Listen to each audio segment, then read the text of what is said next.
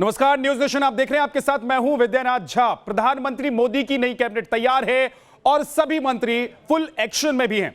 Team Modi की नई cabinet में शामिल किए गए ज्यादातर मंत्रियों ने कामकाज संभाल लिया है। सभी मंत्री अपने अपने मंत्रालय पहुंचकर चार्ज ले चुके हैं और पीयूष गोयल, नारायण राणे और मीनाक्षी लेखी ने नया दायित्व संभाल लिया है। वहीं पर्यावरण मंत्री भूपेंद्र यादव ने मंत्रालय में पौधारोपण कर पर्यावरण का नया संदेश दिया। इसके अलावा किरण रिजिजू और अश्विनी वैष्णव ने भी मंत्रालय पहुंचकर जिम्मेदारी संभाली। इस खास पेशकश में हम आपको मोदी के नए मंत्रियों से मिलवाएंगे, उनकी क्या है प्राथमिकता आपको बताएंगे।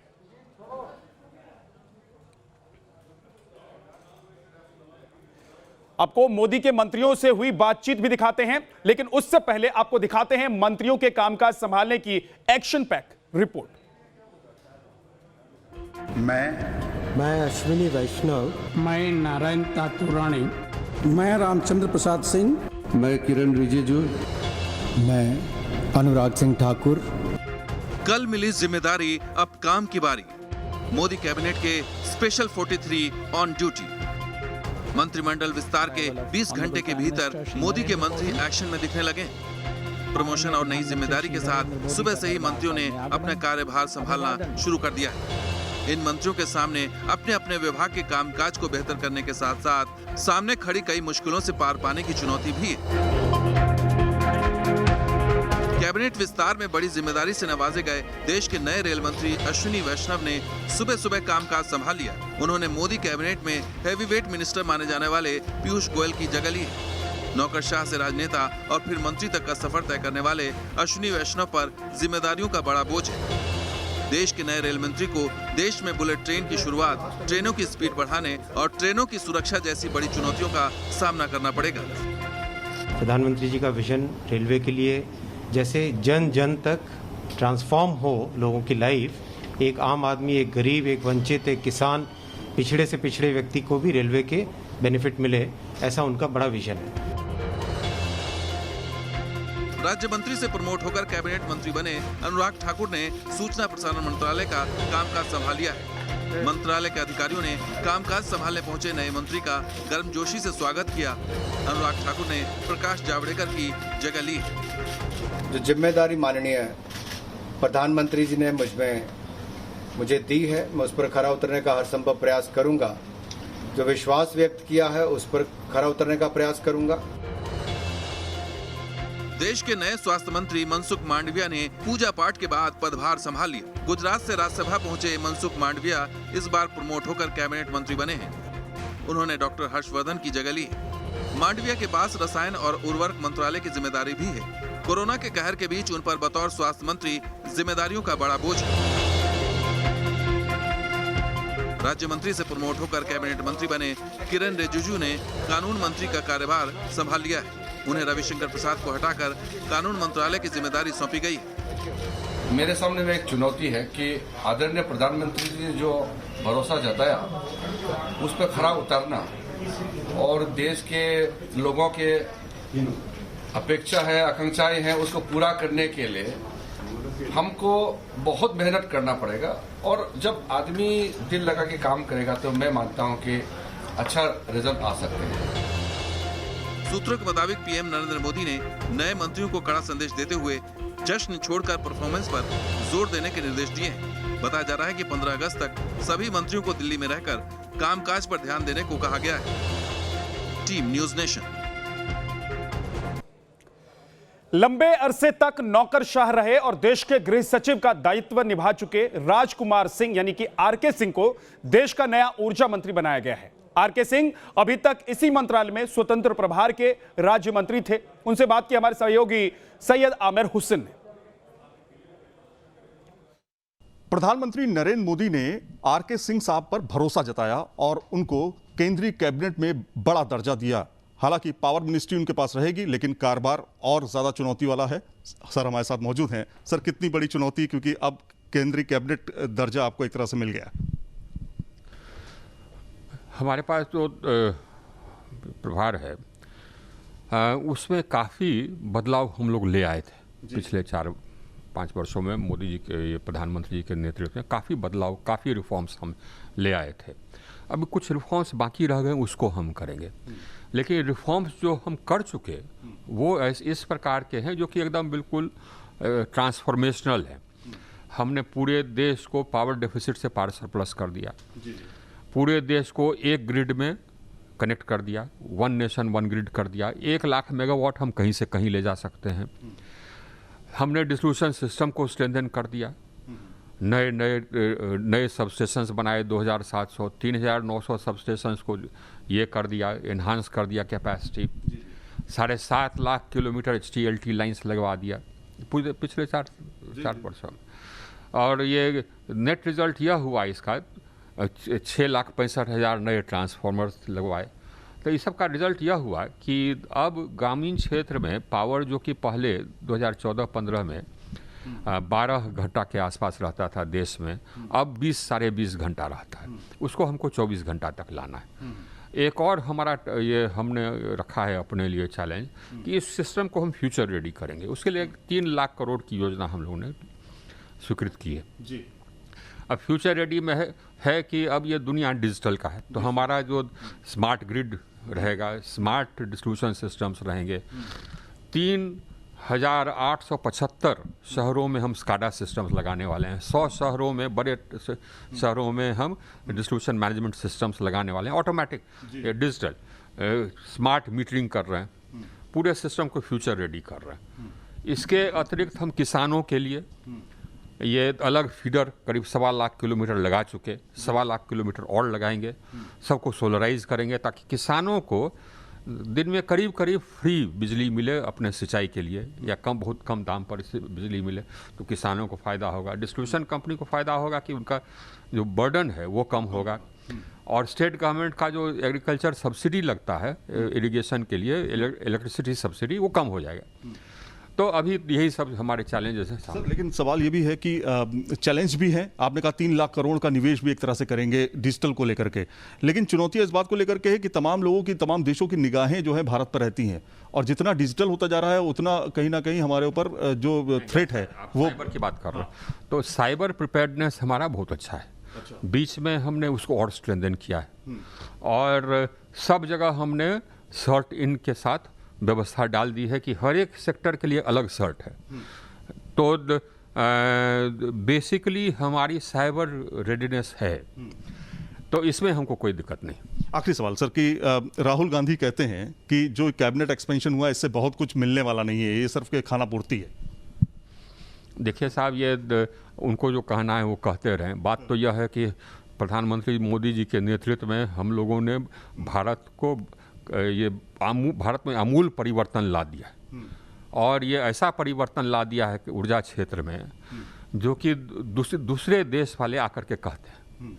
चाहे वो एक्सेस हो, हम लोगों ने हर गांव को कनेक्ट कर दिया। 1000 दिन प्रधानमंत्री जी ने हम लोग को दिया था, 987 दिन में हर गांव हर मजरा कनेक्ट कर दिया। प्रधानमंत्री जी ने कहा था कि हर घर को बिजली दे दें। 28 मिलियन 2 करोड़ 80 लाख घरों को हमने 18 महीने में कनेक्शन दे दिया। इंटरनेशनल एनर्जी एजेंसी ने कहा कि साहब इतने बड़े पैमाने पर इतने कम समय में एक्सेस बढ़ाना ये दुनिया में कभी नहीं हुआ। मतलब ये कह सकते हैं कि जो काम करेगा वही रहेगा। हाँ, ये तो है ही, ये तो है ही। शुक्रिया न्यूज़ नेशन से बातचीत करने के लिए। तो कुल मिलाकर के आर.के. सिंह साहब को बड़ा दर्जा मिला है। पावर मिनिस्ट्री में बड़े चैलेंज हैं और उसको निपटाने की भी तैयारी है। वीडियो जर्नलिस्ट सिद्धार्थ के साथ सैयद आमिर हुसैन, न्यूज़ नेशन, दिल्ली। और अपना दल के कोटे से केंद्रीय मंत्री बनी अनुप्रिया पटेल ने भी न्यूज नेशन से खास बातचीत की है। अनुप्रिया पटेल को वाणिज्य राज्य मंत्री बनाया गया है। मंत्री के रूप में अनुप्रिया पटेल की क्या प्राथमिकताएं हैं, आइए आपको दिखाते हैं।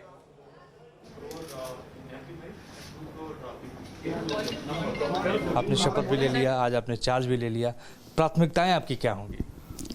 प्राथमिकता हमेशा एक ही रही है। उत्तर प्रदेश की जनता ने बहुत भरोसे और विश्वास के साथ अपना कीमती वोट देकर चुनकर भेजा है। मोदी सरकार की योजनाओं का लाभ हमारे प्रदेश की जनता को और देश की जनता को कैसे मिले, यही मेरी प्राथमिकता हमेशा से रही है, आगे भी होगी। उत्तर प्रदेश में विधानसभा चुनाव 6 महीने के बाद आने वाला है। आपका मंत्री पद लेना और बनना कितना ज़्यादा फायदेमंद खासतौर पर पूर्वांचल के वोट बैंक पर होगा, पटेल वोट बैंक पर होगा? देखिए, मेरा जो भी मेरी पार्टी के कार्यकर्ता हैं, वोटर हैं, उन्हें मेरे मंत्री पद से मेरे साथ होने या न होने का कोई लेना देना नहीं है। मेरे लोग हमेशा मेरे साथ हैं, मैं किसी पद पे रहूं अथवा ना रहूं, क्योंकि मैं लगातार उनके बीच में बनी रहती हूं, वो लगातार मुझसे जुड़े रहते हैं और पिछड़े दलित कमज़ोर तबकों के जो मुद्दे हैं उनको मैं सड़क से लेकर संसद तक उठाती रहती हूँ। मेरी पार्टी विधानसभा में है, विधान परिषद में है, वहाँ भी जो हमारे विधायक हैं पार्टी के, वो सामाजिक न्याय से जुड़े हुए हर विषय को मजबूती से उठाते हैं, जो कमज़ोर वंचित लोगों से जुड़ी हुई बातें हैं। इसलिए हमारा कार्यकर्ता, हमारा समर्थक, गाँव में बैठा हुआ हमारा शुभचिंतक हमसे दिल से जुड़ा हुआ है। वो किसी पद पे हम हैं या नहीं, इससे फ़र्क नहीं पड़ता। नहीं, हम आपके गांव में भी गए, आपके इलाके में भी हम गए थे, तो वहाँ पे लोगों का ये कहना था कि अनुप्रिया जी को मिल जाना चाहिए था, बहुत देरी हो रही है, क्या कहेंगे? ये तो उनकी अच्छी भावना है, उनकी सद्भावना है, उनका प्रेम है, स्नेह है, और आम जनमानस की मेरे लिए इतनी अच्छी भावना है, तो मैं समझती हूँ कि उनकी दुआएं मुझे यहाँ तक लाई हैं और मेरी जिम्मेदारी है कि मैं ज़्यादा से ज़्यादा उनकी सेवा कर सकूँ। आपकी पार्टी की जो भागीदारी खासतौर पे अब सेंटर में हो गई है, अब उत्तर प्रदेश में किस तरीके से देखती हैं? उत्तर प्रदेश की जनता के बीच में हमें काम करते रहना है, हम लगातार करते रहते हैं। का विस्तार वहाँ भी होने वाला है, तो वहाँ पे किस मुझे इस बारे में कोई जानकारी नहीं है कि मंत्रिमंडल का विस्तार होना है या नहीं होना है। वो जब माननीय मुख्यमंत्री जी बताएंगे तब मुझे जानकारी होगी, तो उससे पहले मैं टिप्पणी नहीं कर सकती। कुछ आप चाहती हैं, क्योंकि यहाँ तो आपकी भागीदारी होगी तो वहाँ पे कुछ मिलना चाहिए। तो जब विषय ही नहीं आया मेरे सामने तो मैं कैसे ओपिनियन रख सकती हूँ? तो जब विषय आएगा तो मुख्यमंत्री जी बताएंगे, तब बातचीत होगी पार्टी लाइन पे। मैं अपनी पार्टी की कमेटी में डिस्कस करके बात करूंगी। एक आखिरी सवाल मैं आपसे पूछूंगा, आप किसको श्रेय देना चाहती हैं, क्योंकि आज आप मंत्री बन गई हैं, किसको श्रेय जाता है? मेरी पार्टी के आम कार्यकर्ता को, गांव में बैठे हुए मेरे पार्टी के शुभचिंतक को, समर्थक को, और सबसे ज़्यादा जो हमारे पथ प्रदर्शक हैं, मेरी पार्टी के संस्थापक यशाकाई डॉक्टर सोनेलाल पटेल जी, जिनका त्याग, जिनकी तपस्या इस पार्टी को यहाँ तक आज हम लाने में सफल हुए हैं, तो उसके पीछे जो नींव है वो उनके त्याग, तपस्या की है, और उनके साथ जो हजारों करोड़ों लोग लगे रहे उन सब के संघर्षों की है। और एलजेपी में चिराग पासवान के खिलाफ बगावत करने वाले पशुपति कुमार पारस को मोदी सरकार में बड़ी जिम्मेदारी दी गई है। उन्हें खाद्य प्रसंस्करण मंत्री बनाया गया है। क्या है उनकी प्राथमिकता, आपको दिखाते हैं।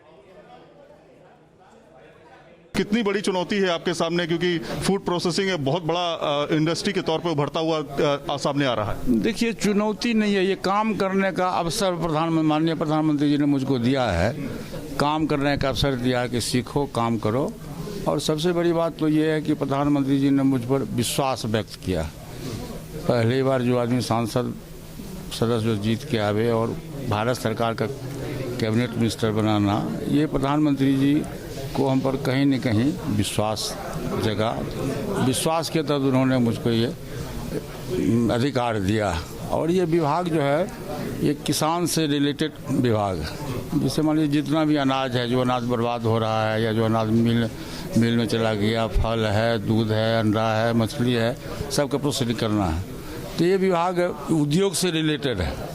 तो उद्योग से रिलेटेड है तो विभाग तो कठिन जरूर है, लेकिन दुनिया में कोई चीज़ कठिन नहीं होता है, वो असंभव चीज़ नहीं है। हम लोग की डिक्शनरी में कोई असंभव चीज़ नहीं है। लेकिन क्या ये डगर भी कहीं ना कहीं कठिन थी, क्योंकि आपके फैमिली में भी कुछ इस तरह की चीज़ें चल रही हैं, तो कुल मिलाकर के थोड़ा एक या तो विभाग के बाद पूछो या राजनीति के बाद पूछो, दोनों में से कोई एक पूछिए। लेकिन चिराग पासवान कहते हैं कि हम कोर्ट जाएंगे और खिचड़ी मत बना। आपको ये भी पता नहीं है कोर्ट जाएंगे। कोर्ट कल चला गया, वो कोर्ट वो कल चला गया। ये प्रश्न पूछिए, या तो विभाग का प्रश्न पूछिए या राजनीतिक प्रश्न पूछिए। आप कोशिश करेंगे बनाने की कहीं ना कहीं इस बात को लेकर के? खुद का भी आप सुने हैं ना कि समय बलवान होता है, व्यक्ति बलवान नहीं होता। और दल में यदि कोई व्यक्ति तानाशाह हो जाए, देश में प्रजातंत्र है, प्रजातंत्र बहुमत का राज होता है, बहुमत से ही प्रजातंत्र की नींव डला है। तो जब प्रजातंत्र में कोई तानाशाह हो जाए तो प्रजातंत्र में ये है कि हम नेता परिवर्तन कर सकते हैं। इसी के तहत हम लोगों ने 6 में 5 सांसद लिख के हम लोगों ने दिया माननीय लोकसभा अध्यक्ष जी को कि हमारे दल में डेमोक्रेसी नहीं है, प्रजातंत्र नहीं है। हिंदुस्तान में सबसे बड़े प्रजातंत्र की कंट्री है, आप इसमें नियमन दीजिए, नेता परिवर्तन का आप आदेश दीजिए। उनका सचिवालय पूरी छानबीन किया। पूरी छानबीन करने के बाद वो देखा कि हम लोगों का जो कहना है वो सही है। वो नोटिफिकेशन हुआ और 5 सांसद नहीं, अब जान लीजिए 5 सांसद नहीं 6 सांसद के संसदीय दल के नेता मुझको बनाया गया। तो इसलिए इसमें दल बदल कहीं नहीं है और न कहीं कुछ है। लेकिन अब चिराग पासवान जी कोर्ट गए हैं, उनकी मर्जी है, कोर्ट गए हैं तो जाए, क्या हर्ज है? कोई हर्ज नहीं है। चुनाव आयोग के यहाँ है, चुनाव आयोग में जो स्वर्गीय अटल बिहारी वाजपेयी जी का जो दल बदल विधेयक है उसके तहत हम सही हैं। और अब आपको मिलवाते हैं विदेश राज्य मंत्री मीनाक्षी लेखी से। नई दिल्ली से सांसद मीनाक्षी लेखी ने विदेश राज्य मंत्री के तौर पर कार्यभार संभाल लिया है। विदेश राज्य मंत्री के तौर पर मीनाक्षी लेखी का क्या प्लान है, न्यूज नेशन संवाददाता ने उनसे बात की। मीनाक्षी जी, आपको संस्कृति के साथ विदेश की भी जिम्मेदारी दी गई है, किस रूप में देखती हैं? देखिए, संस्कृति और विदेश नीति दोनों पूरक हैं एक दूसरे के, और क्योंकि वो पूरक हैं एक दूसरे के, तो मुझे लगता है कि एक ही दूसरे का एक्सटेंशन है।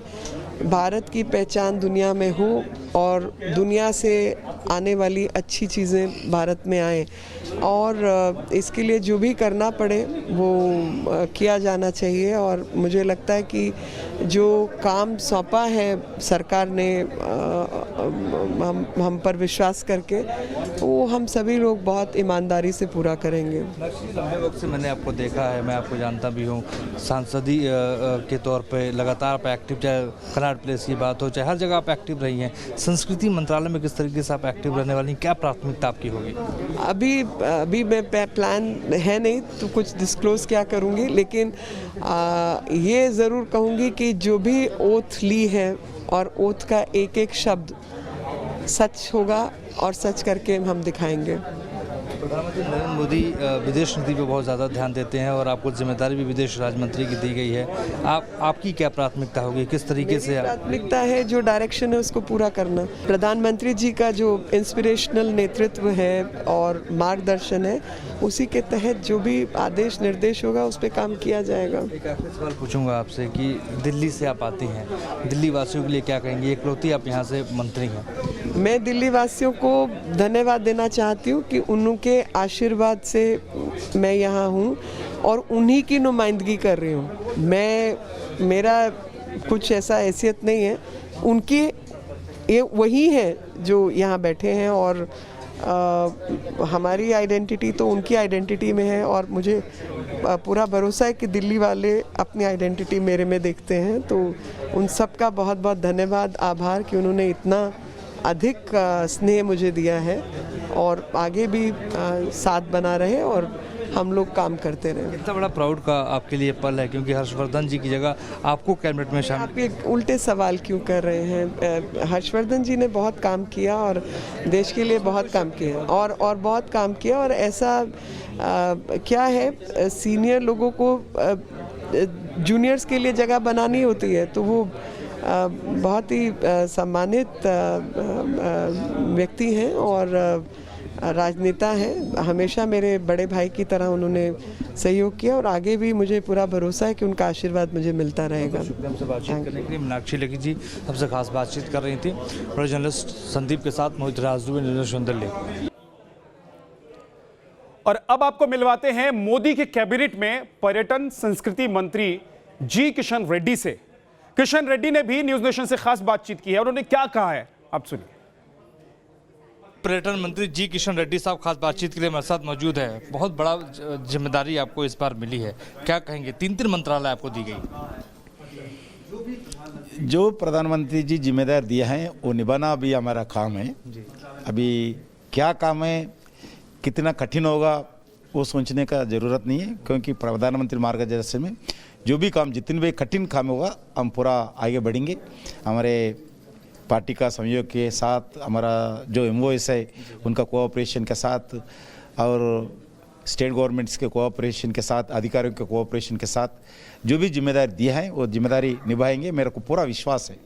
मैंने देखा है कि जब आप गृह मंत्रालय में थे तो एक्शन मोड में लगातार आप काम कर रहे थे, कई बार हमने आपको कवर किया, आप खुद फील्ड में कूद जाते थे। अब कोरोना महामारी का जो संकट है वो टूरिज्म पे भी बहुत पड़ा है, किस तरीके से देखते हैं?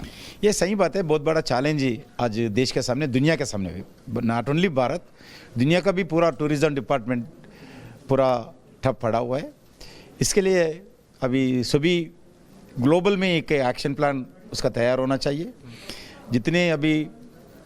जितना जल्दी अगर कोरोना महामारी ख़त्म हो गया, जितना जल्दी उसको रिवाइव करने के लिए, इसको आगे बढ़ाने के लिए, जो रोज़गार बढ़ाने के लिए, जो फॉरेन टूरिस्ट देश में आने के लिए जो प्रयास करना चाहिए, पूरा प्रयास हम करेंगे। एक एक्शन प्लान होना चाहिए और जो अभी डिपार्टमेंट के साथ बैठने के बाद जो भी स्थिति है, स्थिति देखते हुए एक्शन प्लान बनाएंगे। बहुत बड़ी बात आपने कही कि एक्शन प्लान आप बनाएंगे। कल्चर को लेकर भी प्रधानमंत्री नरेंद्र मोदी का एक सपना है कि भारतीय संस्कृति को दुनिया के मानचित्र पर स्थापित किया जाए, उसको लेकर आप क्या सोचते हैं? इसी दृष्टिकोण में अभी नॉर्थ ईस्ट में जितने भी टूरिस्ट का अपने को बहुत बड़ा आने वाले दिन में एक अच्छे कार्यक्रम हो सकता है। हरियाणा के फरीदाबाद से सांसद कृष्णपाल गुर्जर को भी भारी उद्योग और ऊर्जा राज्य मंत्री बनाया गया है। उनसे बात की संवाददाता सैयद आमिर हुसैन ने। हमारे साथ में इस समय मौजूद हैं एमओएस कृष्णपाल गुर्जर जी, जिनको कहीं ना कहीं पावर और हैवी इंडस्ट्री दी गई है और दो मंत्रालय हैं और बड़ा चैलेंज भी आप देख रहे हैं मिनिस्टर साहब। और खासतौर पे मोदी साहब ने कहा है कि जो काम करेगा वही रहेगा। देखिए, सबसे पहले तो मैं हृदय से आभार प्रकट करना चाहूँगा अपने देश के यशस्वी प्रधानमंत्री आदरणीय श्री नरेंद्र मोदी जी का, जिन्होंने मुझे नया दायित्व, नई भूमिका मुझे सौंपी है और उस भूमिका को मैं ईमानदारी के साथ उसका पूरी तरह से निर्वहन करूँगा। और क्योंकि हर क्षेत्र में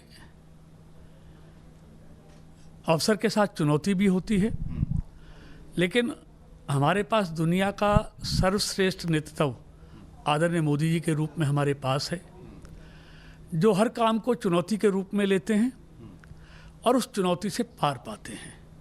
इसलिए जब हमारे पास इतना अच्छा नेतृत्व, सर्वश्रेष्ठ नेतृत्व मोदी जी के रूप में है, तो किसी भी चुनौती को पार पाना बड़ा हमारी सरकार के लिए, हम सब के लिए बहुत आसान है। दो चुनौतियां हैं, खासतौर पे इलेक्ट्रिसिटी को लेकर के, घर गांव तक बिजली पहुंचाना है, और दूसरा ये इंडस्ट्री की जो हालत है, खासतौर पर कोरोना काल में जो बहुत सी प्रॉब्लम्स हुई हैं, उसको टैकल करना है। कैसे देख रहे हैं, चुनौती कितनी मान रहे हैं? देखिए, निश्चित तौर पर आदरणीय मोदी जी के नेतृत्व में, क्योंकि मैं चाहे दूसरे विभाग में काम कर रहा था, लेकिन जानकारी हर विभाग की आदरणीय प्रधानमंत्री जी हर काउंसिल ऑफ मिनिस्टर्स में हर विभाग की जानकारी सब मंत्रियों को देते हैं। लेकिन पिछले 7 साल में बिजली के क्षेत्र में जो ऐतिहासिक सुधार आदरणीय मोदी जी के नेतृत्व में और हमारे मंत्री श्री आर.के. सिंह जी के रहनुमाई में हुए हैं, वो ऐतिहासिक सुधार के कार्यक्रम हुए हैं। चाहे वो ट्रांसमिशन का काम हो, चाहे वो जनरेशन का काम हो, ये सारे काम, चाहे वो डिस्ट्रीब्यूशन का काम हो, चाहे सब स्टेशन का अपग्रेडेशन हो, चाहे 18,000 गाँवों में समय से पहले बिजली पहुंचाने का काम हो, ये सब काम हमने होते हुए देखे हैं। जहाँ 12 घंटे गाँवों में बिजली आती थी, आज 20 घंटे बिजली आती है। यानी कि पहले हम बिजली का उत्पादन पहले माइनस में था, आज प्लस में हो गया है, हमारे पास एक्स्ट्रा बिजली है। तो ये सब काम आदरणीय मोदी जी के मार्गदर्शन में बिजली के क्षेत्र में हुए हैं और हर गांव तक बिजली पहुंचाई है। तो इस बुलेटिन में इतना ही। वक्त एक छोटे से ब्रेक का है।